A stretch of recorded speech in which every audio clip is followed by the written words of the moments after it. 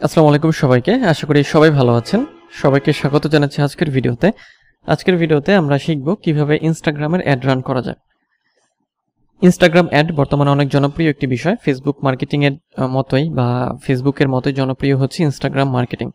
Facebook ads যেমন run করা হয়, ইনস্টাগ্রামেও এরকম একটা অপশন আছে যেখানে ইনস্টাগ্রামের অ্যাডস রান করা হয়। সো সেটাই আমরা আজকের ভিডিওতে শিখব। ভিডিওটি শুরু করব তার আগে যদি আপনি আমার চ্যানেলে নতুন হয়ে থাকেন তাহলে চ্যানেলটি সাবস্ক্রাইব করতে ভুলবেন না, আর যদি অলরেডি সাবস্ক্রাইব করে থাকেন তাহলে আপনাকে অসংখ্য ধন্যবাদ এবং সেই সাথে লাইক, কমেন্ট আর শেয়ার করতেও ভুলবেন না। তো চলুন ভিডিওর মূল টপিকে চলে যাই। তো আমরা যেটা করব যে আমরা অ্যাড রান করব ইনস্টাগ্রামে। তো ইনস্টাগ্রামে অ্যাড রান করার জন্য প্রথমতই আপনার যে একটা ইনস্টাগ্রাম অ্যাকাউন্ট লাগবে, ইনস্টাগ্রামের বিজনেস অ্যাকাউন্ট। এরপরে আপনি যেটা করবেন যে ইনস্টাগ্রাম বিজনেস অ্যাকাউন্টে তৈরি করার পর অ্যাকচুয়ালি আপনার পার্সোনাল অ্যাকাউন্টকে বিজনেস অ্যাকাউন্টে কনভার্ট করতে হবে। আপনি এরকম অপশন পাবেন যে অ্যাড টুলস। সো আপনি অ্যাড টুলস থেকেও যেতে পারেন অ্যাড রান করার জন্য, অথবা ওপেন বিজনেস সুইট থেকেও যেতে পারেন। সো আমি অ্যাড টুলস থেকে যাচ্ছি। তো অ্যাডস টুলে ক্লিক করলাম, অ্যাড টুলে। এরপরে আমাকে একটা ইন্টারফেসে নিয়ে যাবে অ্যাড রান করার জন্য। সো আমরা সেই ইন্টারফেসটাতে এখন যাব। ওকে, সো এই হচ্ছে আমাদের অ্যাড টুল। তো এখানে যে অ্যাডের সামারিতে এখন আমি আছি, আর অল অ্যাডে ক্লিক করলে যতগুলো অ্যাড থাকবে এখানে সেগুলো শো করবে।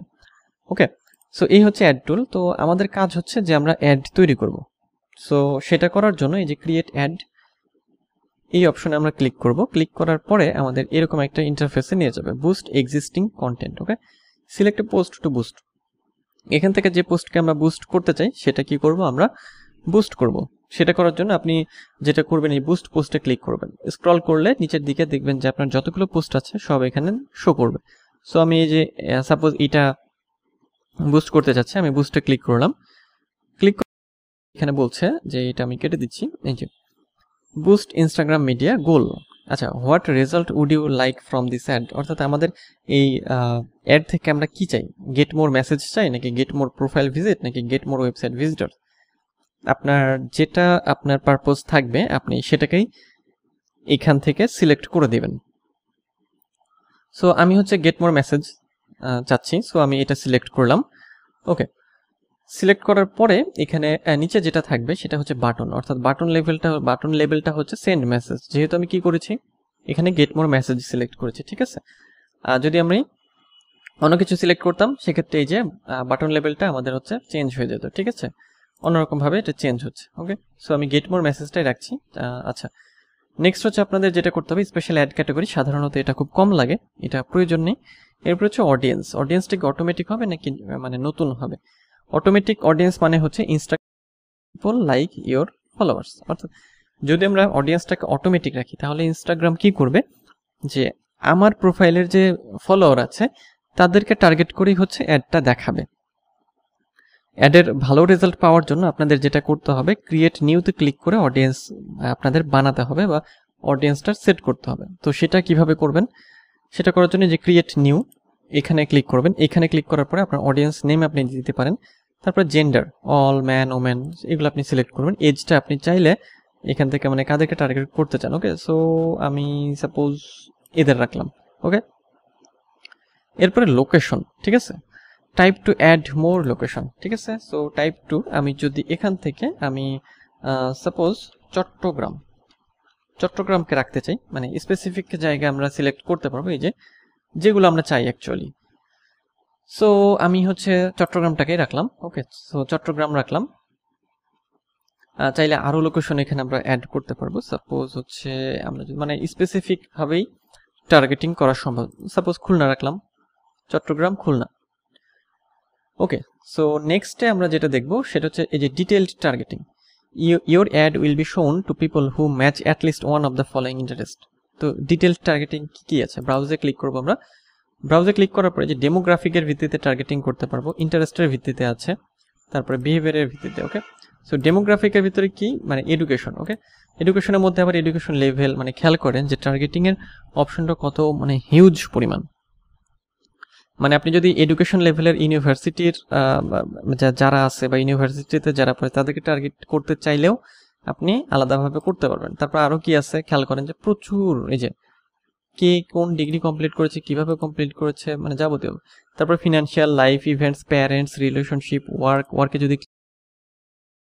মানে আপনার যেভাবে আপনি টার্গেটিং করতে চান, ইন্ডাস্ট্রি আছে আবার employee, job titles, so easy, ঠিক আছে। দেখেন কত কিছু ইন্ডাস্ট্রির মধ্যে আবার administrative services, architecture and engineering. So এটা আপনি সিলেক্ট করবেন যেভাবে, যে আপনার যে টার্গেট অডিয়েন্স কারা হবে এটা আপনি জানবেন বা আপনার বায়ার জানবে, তখন আপনাকে হচ্ছে বলে দেবে। তো আপনার ওগুলো শোনার পরে সেগুলোকে আপনার হচ্ছে টার্গেটিংটা করতে হবে। ওকে, সো আমি আবার একটু ব্যাকে যাচ্ছি। ডিটেল টার্গেটিংয়ে যাওয়ার পর ব্রাউজে ক্লিক করে এবার আমরা ডেমোগ্রাফিক দেখলাম। ইন্টারেস্টে যদি যাই, যে ইন্টারেস্টে বিজনেস ইন্ডাস্ট্রি, এন্টারটেইনমেন্ট, অনেক কিছু আপনারা যেটা প্রয়োজন সেটা হচ্ছে আপনারা সিলেক্ট করে দেবেন। তারপর বিহেভিয়ারের ক্ষেত্রে বিভিন্ন রকম বিহেভিয়ার এখানে দেওয়া আছে। ডিজিটাল অ্যাক্টিভিটির মধ্যে কি কি আছে আমরা দেখি।